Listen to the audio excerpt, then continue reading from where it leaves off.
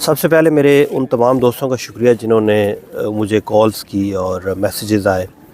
ترکی کے اندر یہاں پہ جو ارتھکویک آیا ہے، تو اس کے بعد بہت سارے لوگوں نے پوچھا۔ اس کے بعد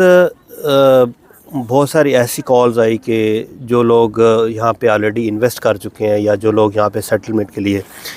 ترکی آنا چاہتے ہیں، تو ان لوگوں میں ایک بے چینی کی لہر میں نے دیکھی، کیونکہ ظاہر ہے کہ بہت سارے لوگوں نے یہاں پہ اپنے فلیٹ پرچیز کیے ہوئے ہیں، پراپرٹی لی ہے، تو یہ ارتھکویک جو ہے اس سے لوگ افیکٹ ہوئے یا نہیں۔ تو میں یہاں پہ کچھ آپ لوگوں کو کچھ حقائق بتانا چاہتا ہوں۔ ترکی کے اندر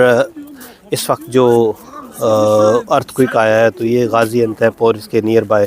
ایریاز ہیں، کوئی ادانا سٹی ہے، مرسن تک، اور دوسری طرف جو ہے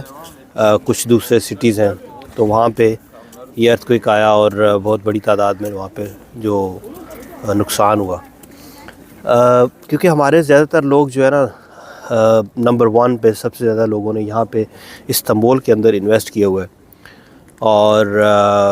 اس کے بعد چیدہ ایسے لوگ ہیں جنہوں نے کچھ چھوٹے سٹیز کے اندر بھی انویسٹ کیا ہے۔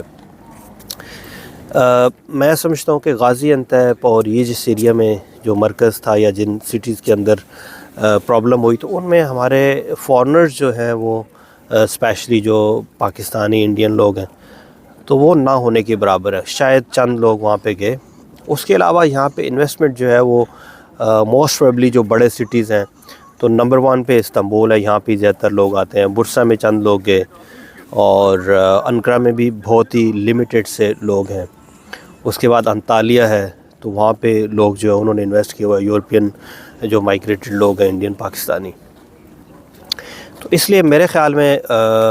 آپ کو میں یہ ایک تسلی دینے کے لیے ویڈیو بنا رہا ہوں کہ میں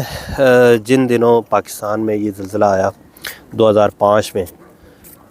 جو کہ بالا کوٹ میں اور جتنا بھی اسلام آباد اور سراؤنڈنگ ایریاز میں تھے،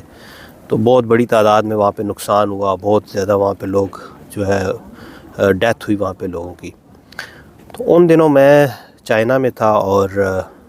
ہارڈلی میں کوئی 2-3 دن کے بعد، مطلب میں جا رہا تھا، اور ارتھکویک آنے کے بعد میں وہاں پہ گیا۔ میرے دوست احباب بھی ہوتے ہیں راولا کوٹ میں، ہو سکتا ہے کہ میں ایک صرف آپ لوگوں کو یہ بتانے کے لیے کہ زندگی موت جو ہے یہ اللہ کے ہاتھ میں ہے۔ مختلف کنٹریز کے اندر ایسے جو ارتھکویک کے لیے کچھ ڈینجرس زونز ہوتے ہیں، اور کسی بھی کنٹری کے اندر یہ جو قدرتی آفات ہوتی ہیں یہ آ سکتی ہیں۔ تو آپ دیکھیں کہ یورپ کے اندر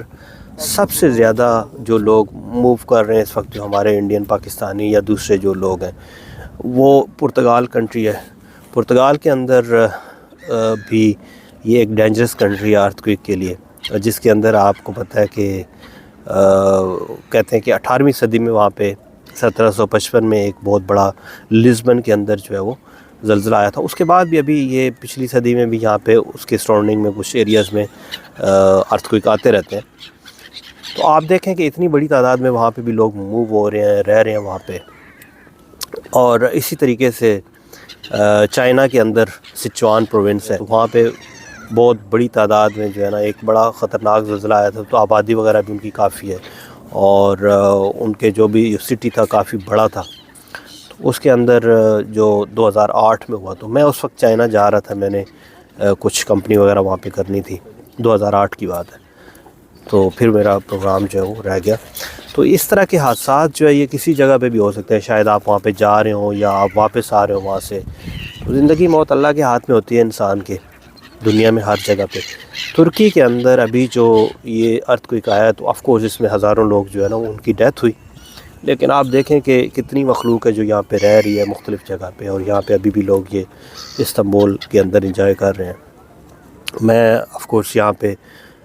اکثر جو ہے نا، کیونکہ میں زیادہ میرا ٹائم یہاں پہ گزرتا ہے، تو اللہ کا کرم ہے کہ کبھی میں اس چیز سے خوف زدہ نہیں ہوا، بڑے آرام سے چین کی نیند سوتا ہوں۔ یہ انسان جو قدرتی آفات ہوتی ہیں ان پہ انسان کا بس نہیں ہوتا۔ ابھی آپ دیکھیں کہ کووڈ کی وجہ سے کتنا لوگوں کو ڈیتھ بھی ہوئی، اور جو دوسرا نقصان ہو گیا، کتنی مہنگائی ہوگی۔ تو یہ قدرتی آفات ہیں جو اللہ کی طرف سے آتی ہے، انسان کو برداشت کرنا ہوتا ہے۔ اس لیے کوئی بھی آدمی جو یہاں پہ جس نے پراپرٹی انویسٹ کی ہوئی ہے یا جو آنا چاہ رہا ہے،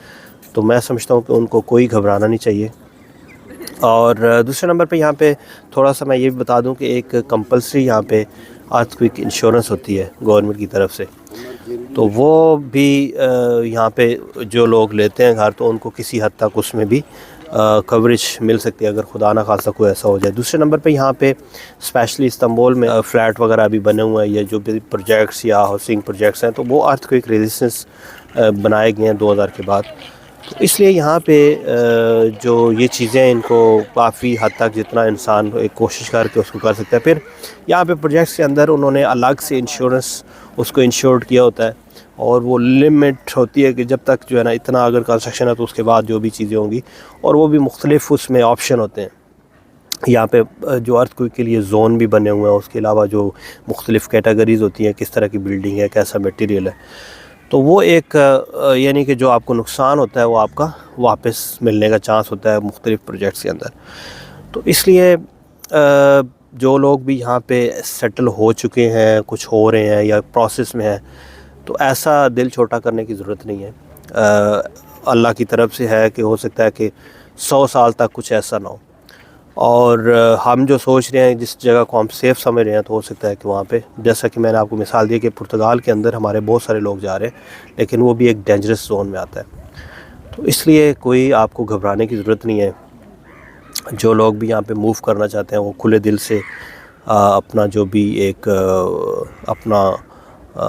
بجٹ سیٹ کر لیں یا اپنا ایک اس کو پورا ورک آؤٹ کر لیں، اور اس کے بعد وہ یہاں پہ آ سکتے ہیں۔ Thank you very much.